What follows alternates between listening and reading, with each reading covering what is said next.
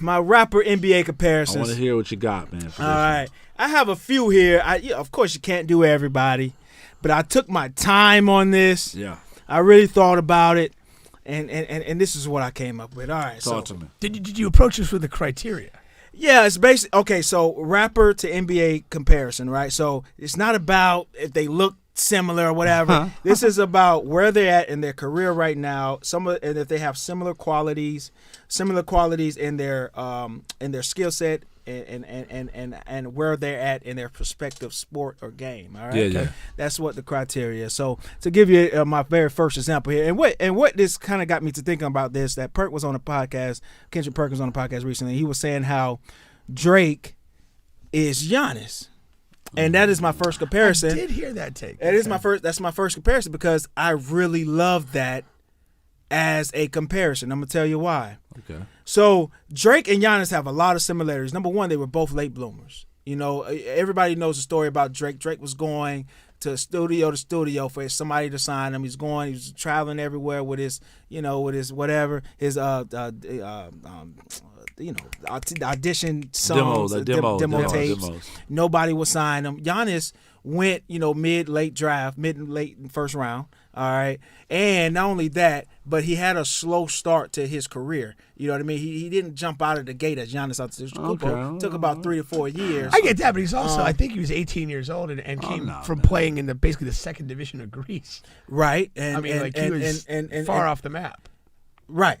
And so was Drake. He didn't have any, Drake, he didn't come out of nowhere because he had the acting career, but as far as music is concerned, that was similar. I'm gonna take notes. Also, the level of dominance that they both have. Now, if you ask the average NBA fan, you're gonna get different answers about who's the best player in the NBA. Some people are gonna say Luka. Some people will say Giannis. Some people, like me, will probably say Embiid. Some people are gonna say Ja Morant. Like, there's gonna be different answers. Yeah. But one thing that you do know is that Giannis is the most dominant player in the NBA right now, and he's the most consistent. You're going to get consistency from Giannis. Same thing with Drake. Not a lot of people may not say Drake is the best rapper in the game, but he is the most dominant. He's on the most dominant run in hip hop right now. He's arguably in history. Arguably in history. But some people still may say. Point. You remember that point? That's a good point. People still may say, "Oh, it's Kendrick," it's Cole, or it's whatever. You got some crazy folks that may say Future. You know what I mean? So you got all these different answers. So that's my comparison. I really like that based off dominance and how they both came out of the gate a little slow. I'd add another component. I think both guys have a sort of a general likability. Yeah, general likability. It's hard to hate either guy. Yeah. Like, you might not like every song. You might not like, that he can't shoot. But, I think they both go about this thing in kind of like almost like a pure purpose way. Mm-hmm. And and that leads to an authenticity, which leads to likability. And I like that, Bubby. You're off to a start. Keep making notes then. So I'm gonna do what Big Camp does is rattle some things up. Give me pushback. So I'm not mad at the late bloomer take that much. Drake really has had you gotta think. This is true story. My wife's not gonna like this, but she's probably 40.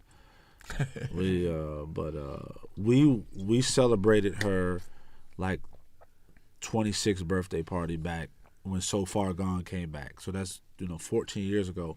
He's had a 14-year run at the top. Yeah. Mm-hmm. Right. So.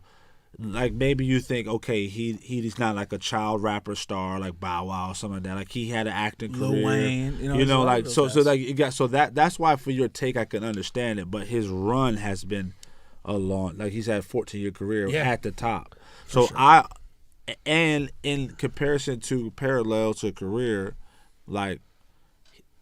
Drake, if Drake was in the NBA, he would have more rings than Giannis would have. I think that's fair. So the next one here I have on the list is NBA YoungBoy to Trae Young, and this is why. Ooh. Both of their numbers are always off the charts. Yeah. All right. But I just don't believe in either one of them. I don't listen to NBA YoungBoy. It's not I can't listen to 3 songs back to back to back. I can't. It's hard to watch a full Trae Young game because of the way he plays. is tough, and I can't seem to fathom or put my head around why they're at in their perspective. Lanes like NBA YoungBoy is always always number one in views. This one and everything. I agree with you. That's a good one. And Trae Young's is always near 30, is always near 10 assists and all that, but it's just like empty stats, if you will. I think both of those guys have empty stats. That's the term I've been searching. It's like they're good. Like Trae Young, we know they're good. But I get that, man. No pushback on me right there. That's a good one. There's nothing transcendent happening. Right, at all. Yeah, and I like the empty stats. Very good. All right. Next. Bubba, this might be your finest hour. I'm trying. Bubba's I took my time. That's I took a my good time one. with this. Okay, Nikola Jokic Uh-oh. and Little Baby. Now, Ooh, okay. this is our first mixed race. It's okay. Hands up. This is our first mixed race, alignment here. Yeah. Now here goes the thing. Always a dicey proposition. They are both consistent with their numbers, but in big moments, but you can make an argument that they're both number one, the best player, the best artist. Yeah. And again, you can make that argument, and their respective fans will do so. But you're still somehow left empty. We're still somehow left empty when it really matters. Like Lil Baby last two albums, his last album, it was so much. Got the critic. It was acclaimed. It was all that, but it left you. Yeah, it wasn't really that. I like that. Same thing with Jokic in the playoff run last year, but they're going to continue to be dominant. Going to continue to do numbers. It's more of a walk to the mailbox. That wasn't much of a run. Bubba, I tell you, man, you surprise me every day, man. That's a good one, all right. for sure. Next one is it was very easy, but I had to do it. The Baby and Ben Simmons.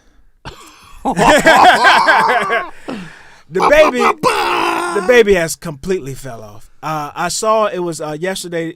He's dropping a new single, and it's god awful. It's really trash, and it's almost sad, if you will, because he came into the game strong. He hit the game hard. We were talking about this pre-show, me and Ant.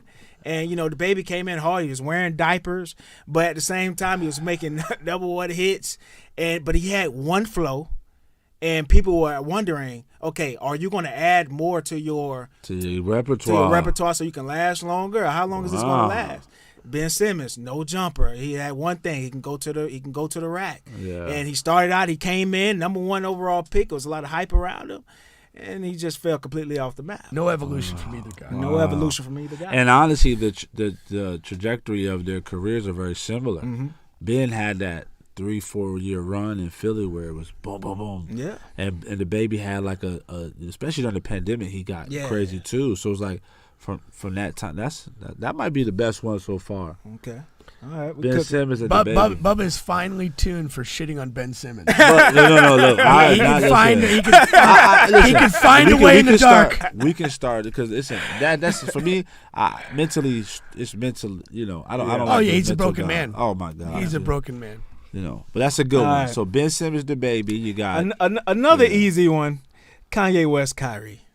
I mean, no. You come on now. that one time. Yeah. But now this is a little easier. Both guys wildly talented. Both guys wildly talented. But they're most known and most criticized for their off the court, for their off the that too, for their off the court, off the mic antics. I can't be mad at this one.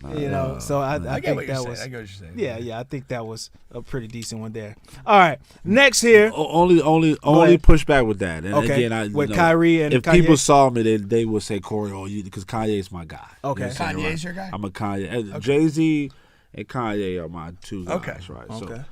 But Kanye's impact to if we're talking present day, we said 2023 right now, February 15th, I get it, but Kanye's impact to the rap game far exceeds Kyrie. Drake. He impacted Kyrie has a tree almost the early part of his career would be Steph Curry, and the rest of it would be Kyrie and Ben Simmons. Yeah, this last leg, I give you Kyrie. Okay. It's crazy subject matter what they're both got in trouble for. See, I love Kanye from the first 3 episodes of Genius. And by the end, I had no use for him. Yeah. See, I always because I have for the top 3 guys I've done this before. I always put Kanye with Kobe. Right? Just in terms of like mentality wise. You know what I'm saying? Like Kanye has always been about Kanye. I wouldn't. That's do what that. I mean. That's what I always put Kanye, Kobe, Drake. I have as that's why I want to hear down the road who you. I got some more. I didn't. But you listen. Whether I give a pushback or not, I would tell you. There's one thing I told you I love about you. The thoroughness. At least you're giving context. Because each one I could definitely see why you put. Yeah. Kanye definitely gets better guys early in his career, and we just talking about. But right now, Kyrie and Kanye, I get it. Yeah, that's all. Just right now. All right. Next, sure. I went to my guy, Joel Embiid. Hey, Joel. And I gave him Future. All right. This one. Okay. Now here goes the thing. Only Embiid guys are going to say he's the best player in the league. Right? You're not going to get anybody else to say that. Okay. And the same with Future. Future has a cult fan base, and for whatever and don't get me wrong, he's put in tons of great work. He's worked with some of the greatest artists, and he also writes for a lot of he wrote songs for Beyonce. I mean, he also is a dope writer, Rihanna. Sure. So he's at his place in the game for a damn good reason, but he's not the best rapper in the game. You know what I mean? But his cult fan base will lead you to believe that, and also. Just about where they're at in their careers of dominance, but not having defining moments that can really say, okay, I can compare this guy to a great. Future has some dope mixtapes. He has some dope features, and he's written for people. Just like whatever. But he hasn't had a defining. Moment yet, you know what I mean, in hip hop. So only because again, the cool thing about your list right now is like for instance Kanye and Kyrie, you could make that comparison now, but in totality, Future is one of those guys where I have to be honest, even though I'm not the biggest Future fan and. Also, March Madness is probably one of my favorite hip hop songs of all time, like a top 3 for me. Mm-hmm. But like, he's one of those guys where you have to give credit for the hip hop offspring he has had. So, I'm gonna push back more on the defining moment, and will give you credit for like he has a cult following. But his defining moment is the sound. I don't know if we can. That's another thing. There's no. But so like Hakeem to Embiid, I don't know if Future is responsible for that offspring that people give him because you have like for him it's T-Pain to Future, T-Pain to Lil Wayne to Future. A lot of that offspring is from T-Pain and Wayne, but they do gift that to Future for maybe for good reason. But it's not you can't just 100% do that. Give that offspring to him. I'll give you that what I mean. Point. And just like and although had a big, Embiid hasn't played long enough to have whatever offspring, just like you can put Kobe to Jordan like that. I got you. He hasn't played long enough, but Hakeem he got so much of his game from Hakeem. So if another player comes along like that. Do we say is Hakeem or Embiid? You know what I mean? Yeah. That's so a good perspective. All right. So next, another interesting thing. I have first of all I have 2 left. All right. So this is my next to last. I have 21 Savage to Shai Gilgeous-Alexander. All right. Dang, this is. Let me hear this. Yeah, it's another interesting one. Now, 21 Savage is a guy he's been putting in some work, a lot of good work over the last 4 to 5 seasons. Here goes the thing about both, right? You think they're younger than they actually are. That's one thing. We still look at Shai as like one of these, really younger guys, but he's been in the league for about 5 years now, roughly. 21, he's not 21 no more. Like if he ain't 30, he really knocking on it. 29 and a half. You know what I mean? So that's the thing about both of those guys. Now 21 he won, he was Artist of the Year last year for 2021. He had a really, really dope year. I think the same type of year that Shai is having this year. All right. And they're just, really good at what they do. All right, and they could be knocking on the next level of guys, like for Shea, for that Ja Morant, for that guy, and for 21 Savage, he could be knocking on the door of a Lil Baby and Kodak and those guys, So that's the reason for that comparison there. I see the comparison. I don't dispute it. Yeah. You've put in some work. You're a little bit more experienced in season than people might automatically assume. But at this moment that we're existing in, you're kind of at a suboptimal level. You have levels in front of you to attain. Yes.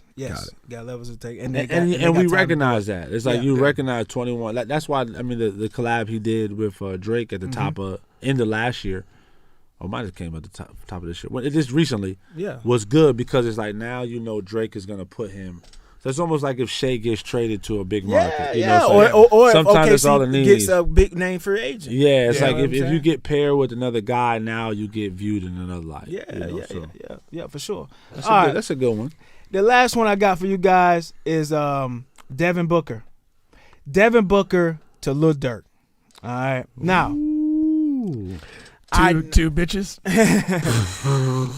Definitely not Durk. But I know. Wasn't he the one that just had the bad take? Listen, Durk, I don't know. Yeah, but that was a bitch take, man. Own that. Yeah, but, now I know they're both good. They are. They're both good. But I just don't see. They're both at a level where I don't agree with the level that they're on every time I watch or listen to those guys. But the type of runs they can get on is so impressive. Like in year 2021, just last year, Durk was on a crazy run of features and songs that he had, and he had that mixtape with him and Lil Baby. And the same thing with Devin Booker. He gets on these runs where he can score 70 points. Every season, seems like once a season he'll score like 70 or something like that, and he'll have like these Kobe-like runs where it'd be like a couple of weeks. He'll get on like a 2-week run where it's like 40 or more points. Devin Booker get on those, and the same thing with Durk. But he's not a superstar. Like Durk is not Lil Baby, all right? And Devin Booker is not Jason Tatum. But he's a star. But they're stars. They're He's stars. a lower tier star. He's a low star. Yeah. Because again, it's basically a lot of spurts for him. For sure. And it's not They come in sustained. spurts. And you drop Devin Booker on other how many wins is he worth? Yeah. I don't think that many. Because, we saw it. He was running the show in Phoenix for a long time by himself. CP comes and they were down. trash. Yeah. Now I stand by my initial gut reaction. Again, Durk. So that's the one. So which ones